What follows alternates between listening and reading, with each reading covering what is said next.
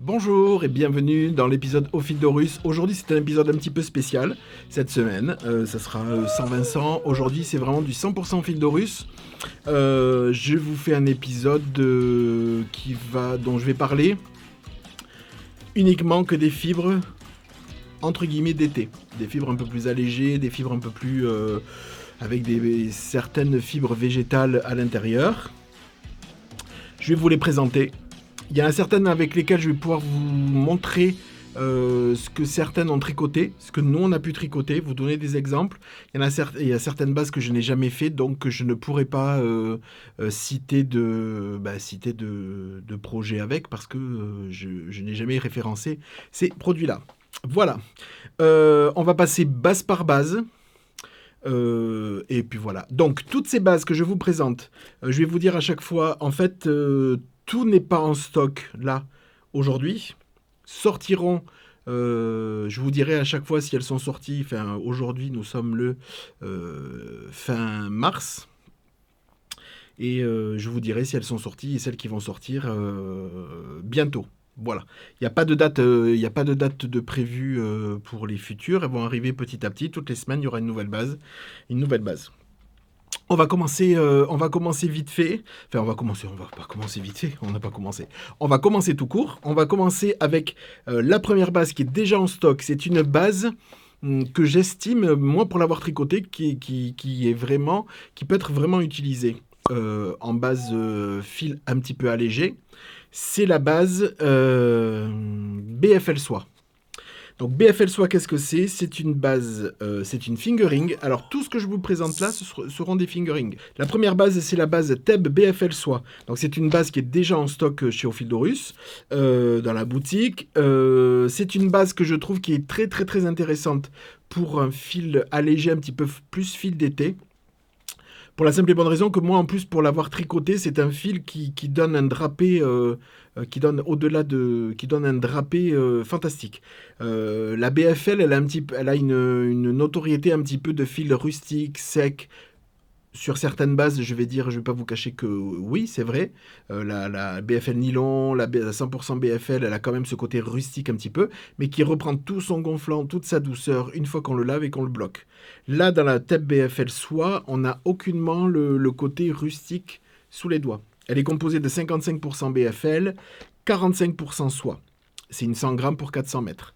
Voilà. Donc, pour exemple, moi j'ai eu tricoté le top Meraki l'année dernière que j'avais testé. Je vous le montrerai là. C'est un top avec de la dentelle. Le drapé est fantastique, très léger. Ma soeur l'a porté. Je l'avais terminé je l'avais terminé début août et elle a porté dans l'été jusqu'à la rentrée. Je ne fais pas, ce que j'ai oublié de le dire déjà en amont, je ne ferai pas cette année, enfin je ne ferai pas tout court, je ne fais pas de fil 100% végétal, je ne fais pas de 100% coton, je ne fais pas de 100% tencel, je ne fais pas de 100% lin. Voilà. Pour la simple et bonne raison que je vois pas l'intérêt de, je vois pas l'intérêt. Ce sont d'autres techniques de teinture que j'ai déjà essayé, sur les fibres végétales.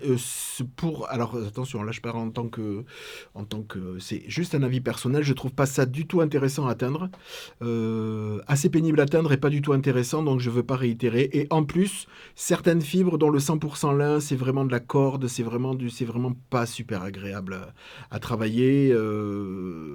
Voilà. Donc je pense que sur ces laines là, je pense que les laines industrielles, il y a de très très très très très bonnes références, de très très beaux fils.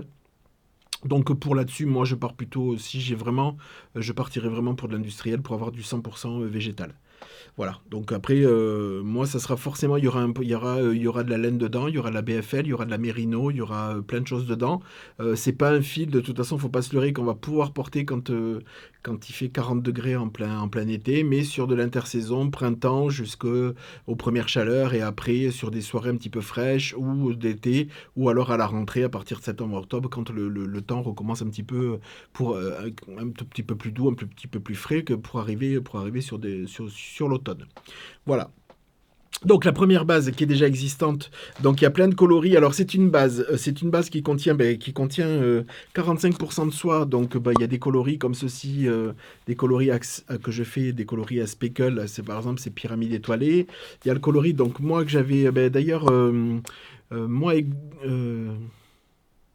Gwen et moi on avait tricoté tous les deux. Gwen elle avait tricoté le Cercis de Marie-Amélie Design en coloris Kefren. Moi, j'avais le Meraki Top, j'avais aussi fait dans ces coloris-là. C'est des coloris qui sont vraiment, c'est des bases, c'est une base qui brille énormément. Voilà. Donc là, c'est pour exemple, parce que forcément, la laine, je l'ai en stock. Donc il y a plein de coloris, des coloris... ça, c'est le coloris La Grâce de Rat, il y a des coloris jaunes, il y a des coloris... Vallée fertile, si mes souvenirs sont bons, voilà, il y a des choses comme ça. Il y a des violets, il y a des bleus, il y a des non-teints, il y a des roses, des violets, des ocres, des marrons, des beiges. Voilà, toute une série, vous pouvez le retrouver, ça déjà c'est en boutique. Ça fait partie, c'est important, hein, parce que malgré les 55% de BFL, c'est vraiment une base qui est très très fluide. Une fois que le tricot, j'étais agréablement surpris quand j'avais testé, parce que j'ai fait le test du top moi, et en même temps la laine, parce que je l'avais jamais tricoté, et en fait on s'est retrouvé avec un top qui était très très fluide, très léger. Donc c'est pour ça que je vous la présente aujourd'hui en tant que fibre végétale. Voilà, en tant que fibre végétale, en tant que fibre d'été. Voilà. Ensuite, on va faire celle-ci. Donc celle-ci, c'est la Mérino bambou. Donc après, il y en a certaines qui vont avoir des spécificités en non-teint, parce que alors à partir de maintenant, il y en a une qui est teinte, enfin une base qui est teinte, toutes les autres, ça, je vais vous montrer du non-teint. Là, les bases non-teintes, elles se ressemblent, donc sauf pour certains. Donc là, c'est une base 4 plis, et elle se compose de 80% de mérino, 20% de bambou. C'est une fingering de 100 grammes pour 400 mètres. C'est une mérino bambou. Alors, la bambou, c'est une fibre végétale aussi. C'est une fibre qui va apporter de la brillance, qui va apporter de la brillance, de la légèreté. C'est une fibre qu'on peut très bien porter autant en hiver qu'en printemps-été, mais c'est quand même une fibre. Moi, à chaque fois que je l'ai fait par saisonnalité à un moment donné, parce que je la réservais pour printemps. Je ne l'avais pas refait depuis l'année dernière, j'en ai pas fait. Cette année, je la refais parce que elle est quand même assez légère. Alors pour exemple, je vous le mettrai là, Christelle, Rêver sa vie en couleur. Bisous ma Christelle. Avait réalisé dans le coloris Nil Saphir, elle avait réalisé le... Alors j'ai pris des notes, hein, parce que je suis pas... elle avait réalisé le top Alive and Kicking de Mélanie Berg, qu'elle avait réalisé en mérino bambou, coloris Nil Saphir à l'époque. Voilà. Donc un t-shirt à manches courtes. Et Vincent avait tricoté le châle que je vais vous montrer là. C'est pour vous montrer le drapé. C'était un coloris. C'est pas un coloris qui existe. C'est qui existait. Il avait tricoté le châle de Steven West, le Basket Weather Shawl de Steven West. Voilà. Donc avec ce coloris-là, c'est très très léger. Et lui, en fait, il m'a dit, quand je lui ai posé la question, c'est vrai, c'est un châle qui porte soit au beau jour, autour du cou, soit il le garde pour dedans parce que c'est léger quand même.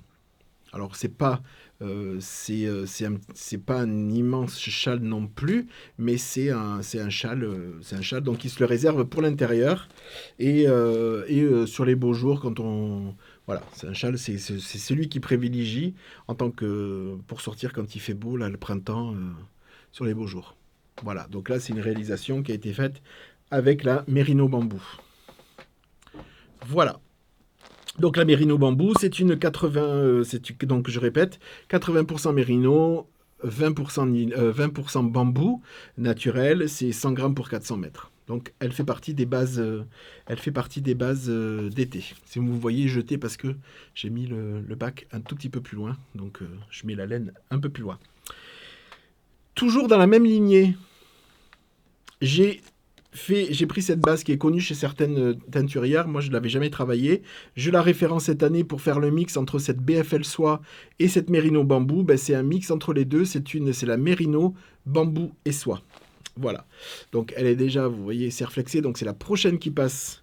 Je pense que c'est la prochaine, celle que je vais vous montrer après. Mais c'est la prochaine qui passe, qui sortira. C'est la mérino bambou soie. C'est une 100 grammes pour 400 mètres. Là, elle allie la légèreté, la fluidité du bambou et de la soie. Donc, la brillance aussi et le côté très très doux. Parce que la Merino bambou, elle est très dodue. Celle-ci aussi. Et elle est vraiment très doudou. Donc, elle est dans la ligne. Elle se trouve entre la BFL soie, et la Merino bambou. Voilà. Autant de douceur, autant de drapé et le côté doudou très léger, mais quand même très léger. Donc c'est la Merino bambou soie. C'est la prochaine qui passe au bac teinture. Voilà. Donc la Merino bambou soie arrive aussi. Ensuite, on va le faire dans l'ordre parce que sinon c'est... Alors ensuite, Merino bambou. Il va y avoir la Merino lin. Tab Merino lin. C'est une 100 grammes pour 366 mètres. C'est la seule base, c'est la seule base de tout ce que je vais vous présenter qui est en single. Voilà. Donc single, je rappelle, un seul brin qui n'est pas qui est juste retordu sur lui-même. Voilà. Donc ce sont des fibres qui sont pas retordues entre elles. Et voilà. Donc c'est une très belle base, très très légère. Moi, mes clientes, elles raffolent de cette base-là. Il y a plein déjà, vous êtes nombreuses à m'avoir demandé quand est-ce qu'elle revenait et si je la ressortais cet été, ce printemps dans les fils d'été. Et oui, je la prends parce qu'elle est vraiment très légère. C'est une single, vous l'adorez. Elle passe très bien entre des coloris semi-solides, des coloris multicolores ou des coloris à speckle très légers. C'est vraiment une fibre qui prend deux parts de sa comment dire, de son aspect premier d'être single, qui prend énormément bien la coloration, les pigments, les speckles et tout. C'est vraiment une très belle base. Vincent avait tricoté le châle Satisfaction. Je vais vous montrer des photos parce qu'il a offert à ma soeur pour son anniversaire, donc je ne peux pas vous le remontrer là. Donc il avait tricoté le châle Satisfaction de Tricot et Stitch. Donc c'est une laine... Alors, là, on va rentrer vraiment avec la base, cette base qui est là. C'est 90% mérino, 10% lin. Malgré les 90% de mérino, on a le drapé, on a la fraîcheur un petit peu de ce lin qui est additionné.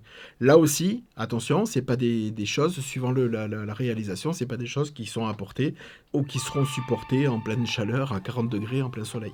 Ça, c'est sûr, mais aucune, hein, de toute façon. Hein.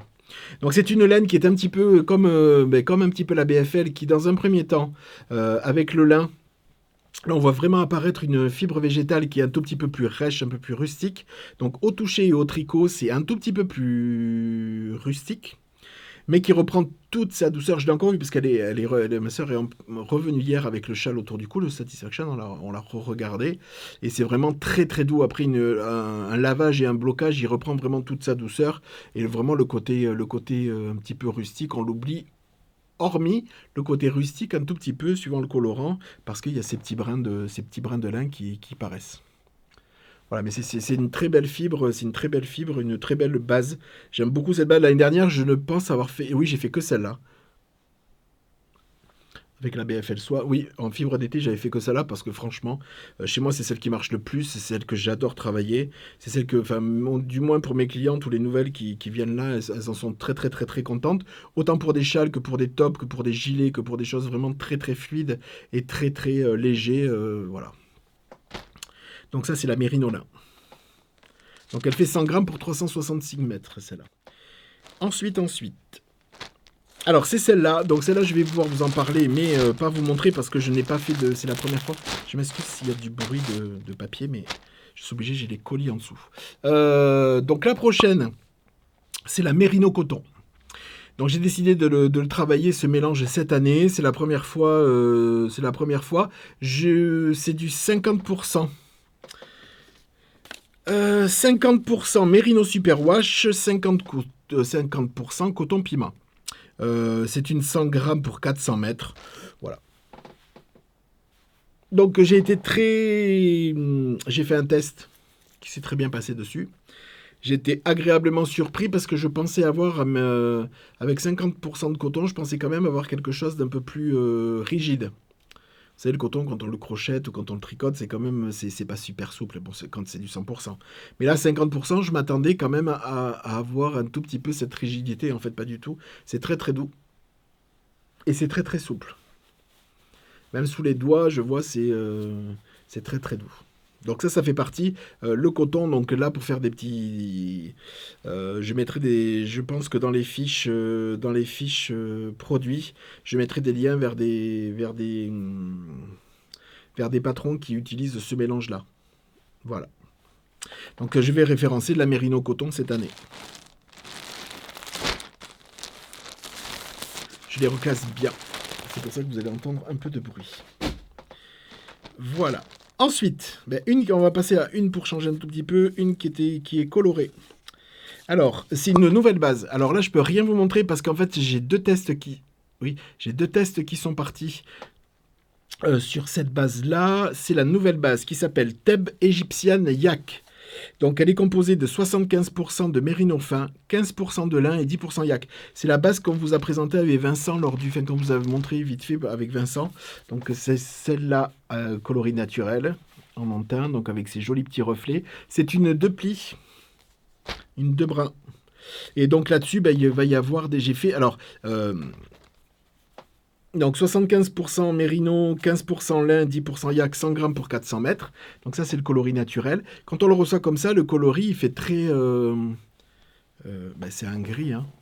C'est un gris. Mais je trouve que ça fait, avec ce retors, je trouve que ça fait un petit peu, comment dire... parce que rustique, c'est pas tellement bon, mais un petit peu... si, un petit peu rustique. Donc j'ai essayé de faire des coloris qui aillent dans ce sens-là. Donc il y aura le coloris naturel.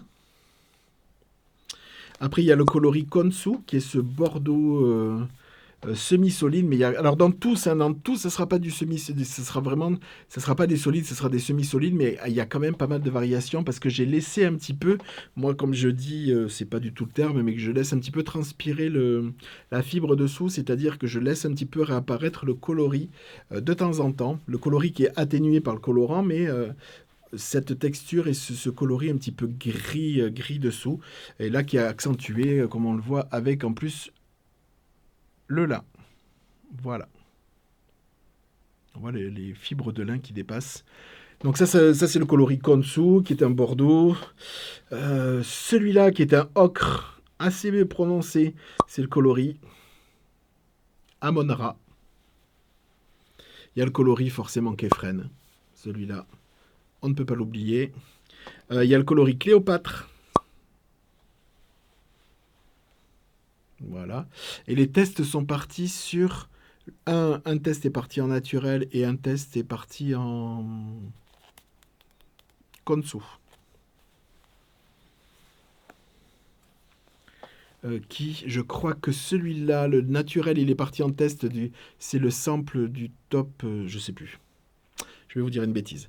Donc là, c'est le coloris Cléopâtre. Après, il y a un marron un petit peu caramel. Il y aura le marron caramel. J'ai pas donné de nom encore, je sais pas. Et là, il y a le coloris rose sacré. Voilà, où là, vous voyez, c'est des roses. Et j'ai laissé transparaître le rose. Là, ici, c'est pas que du gris. Hein. C'est un gris rosé, en fait. Très, très pâle.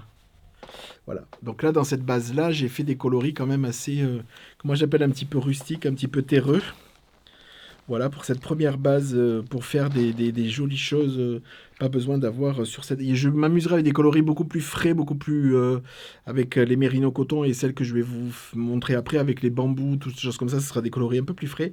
Mais cette base, moi j'aime travailler les coloris assez profonds, assez terreux sur tout ce qui a du yak parce que c'est propice à ça et c'est magnifique avec ça. Donc ça sera cette gamme de couleurs-là. Voilà. Donc ça, c'est la base. Alors celle-ci sort lundi. Suivant quand vous regardez, ça c'est...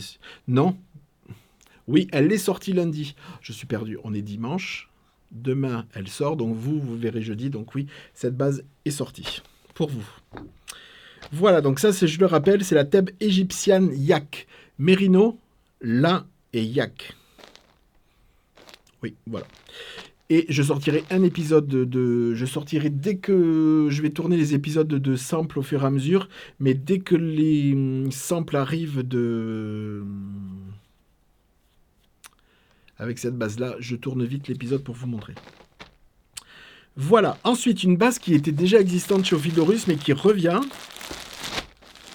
C'est la base table égyptienne. Oui, toute simple.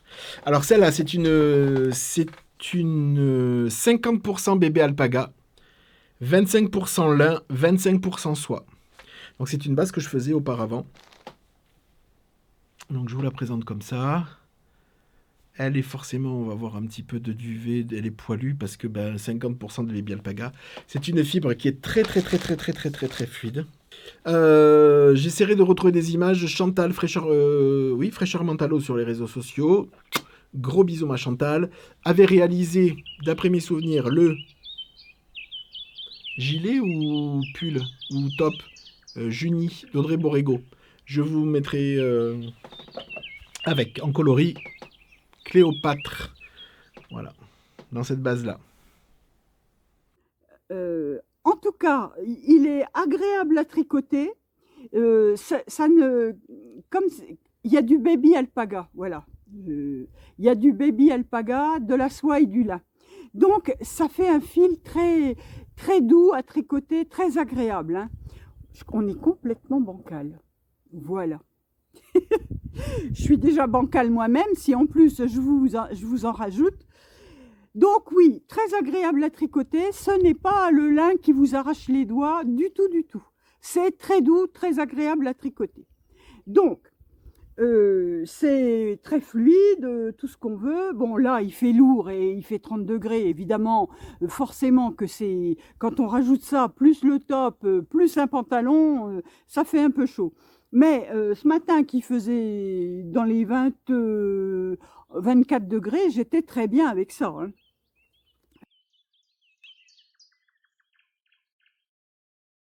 Et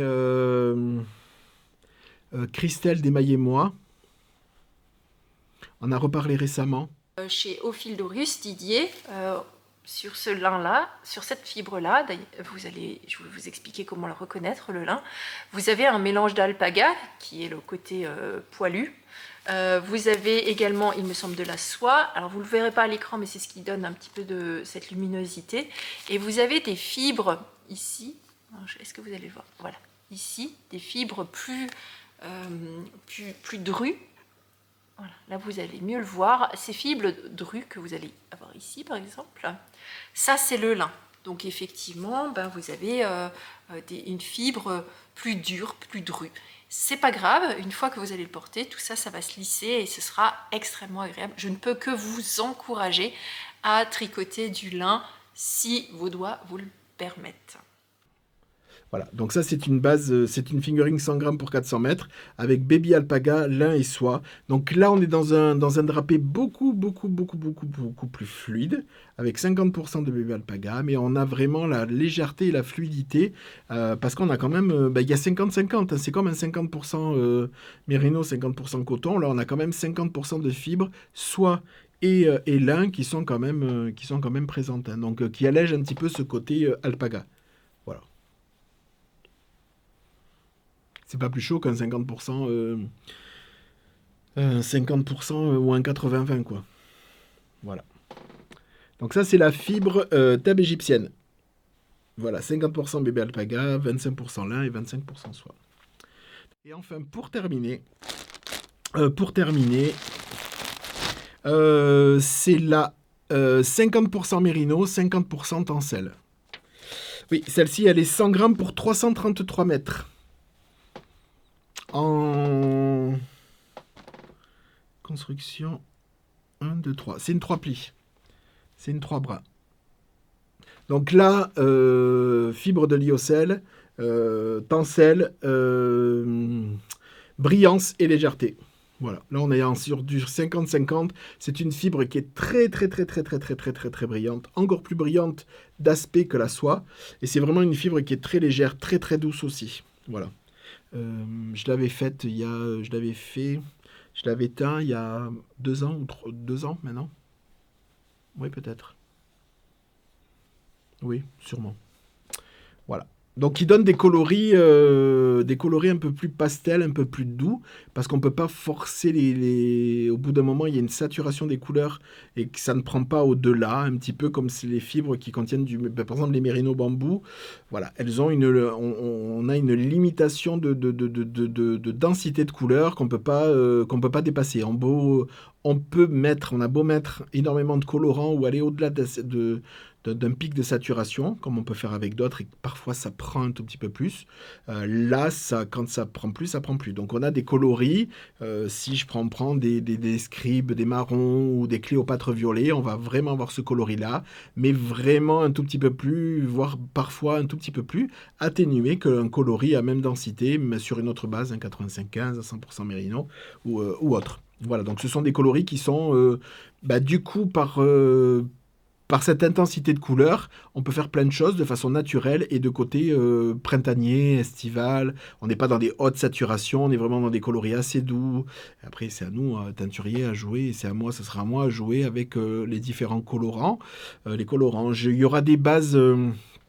par exemple, celle-là, la Merino Yak, Merino Lin et Yak, ce ne sera que des semi-solides qui seront dessus.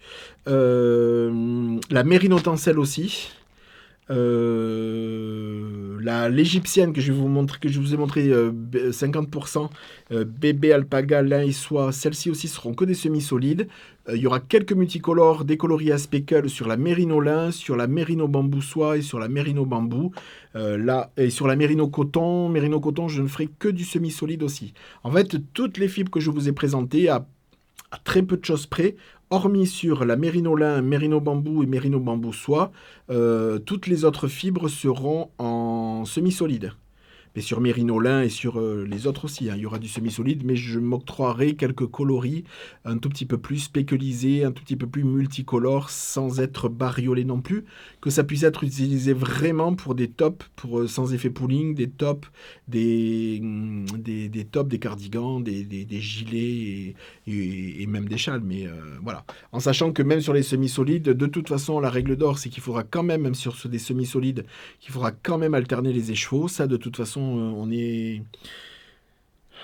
n'est pas épargné là-dessus pour vraiment éviter cet effet de pooling, même quand c'est sur des semi-solides, parce que d'un écheveau à l'autre, il peut y avoir, et il y a souvent quand même des différences alors là, on passe pas forcément de bain, mais de différences de prise de teinture.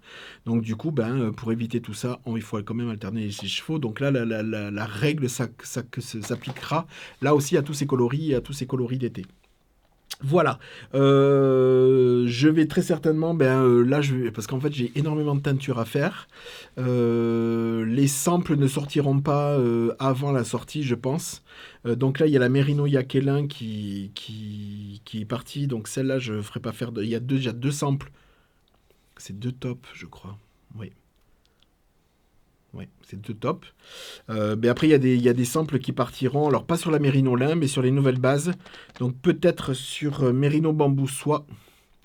Merino bambou soie, c'est sûr. Merino coton et Merino tencel sur ces trois bases. Je vais commencer à réfléchir pour mettre des samples peut-être à partir de la semaine prochaine, que je puisse faire partir, teindre ce qu'il faut en pré-teinture, c'est-à-dire que je ne vais pas teindre l'intégralité, mais teindre que pour le sample, que les samples puissent partir, et après qu'il puisse être le temps que moi je teigne que je teigne tous les écheveaux, que les samples puissent être tricotés, ou alors s'ils sont pas... qu'ils arrivent presque au même moment, même si j'ai déjà sorti la base, c'est pas grave, parce que celle-là, les samples sont parvenus, ils vont bientôt revenir pour un, l'autre non, mais pour l'un oui, après je rajoute un épisode de sample avec les bases, c'est pas primordial. Voilà. C'est tout ce que je voulais vous dire sur toutes ces bases-là, donc ça en fait quand même pas mal, hein, parce qu'on en est sur 1, 2, 3, 4. Je récapitule sur les bases. Je vais partir de là. Donc il y a la BFL soie, Merino, lin et yak. Il va y avoir l'égyptienne là. 50% bébé alpaga, 25% lin et 25% soie. Ensuite, il y a la 50% mérino, 50% tencel. Il y a la 90% mérino, 10% lin.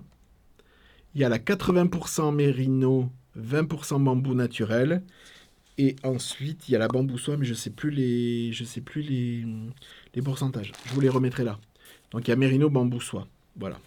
Donc ça en fait 1, 2, 3, 4, 5, 6, 7, 8. Et mérino coton. Donc 8. 1, 2, 3, 4, 5, 6, 7 et 8. Voilà. Il y a 8 bases de fils que j'appelle des fils un petit peu plus allégés. Voilà.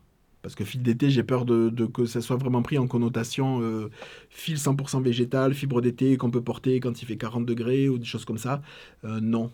Non. Alors pourquoi? C'est parce que je vous ai déjà dit, hein, et là j'ai de tous à chaque fois, de tous. Hein. Alors il y a des fournisseurs qui ne le font pas, mais moi je les exige. Si on veut travailler ensemble, c'est d'avoir des échantillons. Donc pas forcément un échantillon de 100 grammes, mais qu'ils envoient des échantillons représentatifs, donc au moins 20 grammes. Et donc là, tous les fournisseurs ont joué le jeu, et franchement, il n'y en a aucun non, sur les 100% lin, coton et tout. Enfin, coton, non. Mais 100% lin, c'est pas... Alors, je prends pas la responsabilité de prendre du stock dessus, parce que c'est vraiment un calvaire parce que c'est super rêche, quoi. Parce que c'est super rêche au toucher, c'est pénible à teindre. C'est pénible à tricoter. Alors après, est-ce que dans les industriels, ils doivent mettre des choses forcément pour assouplir vraiment ça? Moi, j'ai pas ce système-là, donc vraiment, c'est quelque chose qui va ressortir aussi. Alors après, je dis pas que je dis pas que la fibre est mauvaise, hein. La fibre doit être très bonne, même après au tricot. Enfin, l'ouvrage terminé doit être vraiment très bien, mais moi je prends pas la responsabilité de ce genre de fil-là, parce que après au niveau du lavage, du blocage, voilà, parfois il y a eu des accidents un petit peu sur le lin, sur le 100% lin, qui se détend complètement. Je prends pas cette responsabilité-là, et puis moi franchement au toucher, moi c'est autant sur des laines, par exemple des K, des fingering ou des choses comme ça, des laines un peu plus grosses, que ce soit des laines un petit peu rustiques, un petit peu rugueuses, un petit peu qui vont un petit peu gratouiller, ça me fait trop rien. Par contre, quand c'est des fils un petit peu plus fins, fils d'été, des choses comme ça, qu'on a même la peau et qu'on doit supporter, voilà. J'ai décidé de pas le faire, parce que pour moi, ça vaut pas le coup de teindre et d'avoir après des ouvrages. Moi, sur l'échantillon, j'avais vraiment l'impression que c'était une peau de hérisson, donc non, j'ai décidé de pas faire ça. Après, chacun est libre de faire ce qu'il veut. Mais je pense que moi, pour là-dessus, c'est l'effet vraiment pour les pour les retours pour les 100% végétales, autant prendre à mon goût. Hein, là, je ne parle qu'à mon nom de tricoteur et de au fil de russe. Moi, j'estime que là, pour ma part, je préfère laisser ma place aux laines industrielles, qui ont de très très très bons fils. Qui ont de très très très bons fils, de chez Lang à Ito. À Ito, je vais en référencer, mais c'est pas parce que je vais référencer parce que c'est pas la plus grosse des gammes. Mais voilà. Mais ça sera beaucoup plus tard. Voilà, donc pour les laines teintes à la main, sur les fils un tout petit peu plus allégés, c'est tout ce que j'avais à vous dire. Je voulais faire ce petit épisode qui est soit assez court, mais j'espère qu'il a été concis. Je ne me suis pas étalé sur les compositions ou sur tous les... Parce que je voulais simplement vous parler de l'ensemble des fils que j'allais avoir en fil un petit peu allégé sur la saison, sur l'année 2025. Voilà, et après je ferai peut-être une sélection pour garder certaines bases à l'année. Voilà. Suivant comment ça plaît, suivant comment ça tourne, moi la Merino Yak est là. Franchement, j'en suis vraiment tombé amoureux. Donc je vais voir pour la garder à l'année, celle-là. Ouais. J'ai trop de trucs sur mes aiguilles, mais franchement, j'ai envie de tester J'ai vraiment envie de tester un truc avec. Mais non, c'est pas raisonnable, mais c'est une base que j'adore. Et les testeuses aussi, d'ailleurs. Voilà, c'est tout ce que j'avais à vous dire. Vous aurez toutes les informations dans la barre de tâches. Et les bases vont... ne me demandez pas quand est-ce que sort ci, quand est-ce que sort ça. Je ne sais pas. Je pense que la prochaine qui va sortir, quand, je ne sais pas, mais la prochaine en date, donc déjà celle-là, il est sorti. Les BFL soie, elles sont déjà en stock. La prochaine qui va sortir, c'est Mérino Bambou Soie. ça c'est sûr. Très certainement dans 15 jours, parce qu'il faut que je l'atteigne. Voilà. Et après, toutes les semaines, très certainement, suivant le volume, parce qu'il y en a, c'est des gros volumes hein, de précommande que j'avais passé. Donc voilà, peut-être toutes les semaines ou toutes les 15 jours, il y aura une nouvelle base qui va arriver. Quand même dans la foulée, pour permettre à ce que quand on va arriver sur le mois de mars, avril, déjà tout, au mois d'avril, je veux que tout soit sorti. Donc ça arrivera petit à petit. Voilà, et bien écoutez, je vous embrasse, merci pour votre fidélité. Si vous avez des questions, n'hésitez pas, mettez-les en commentaire ou sur boutiqueofildoris@gmail.com. J'y répondrai avec grand plaisir. Voilà, je vous souhaite une bonne soirée ou une bonne journée, une bonne continuation en tout cas, et je vous retrouve la semaine prochaine, et je retrouve Vincent la semaine prochaine pour un épisode de podcast classique. Je vous embrasse, et je vous dis à jeudi prochain. Bisous, bye bye.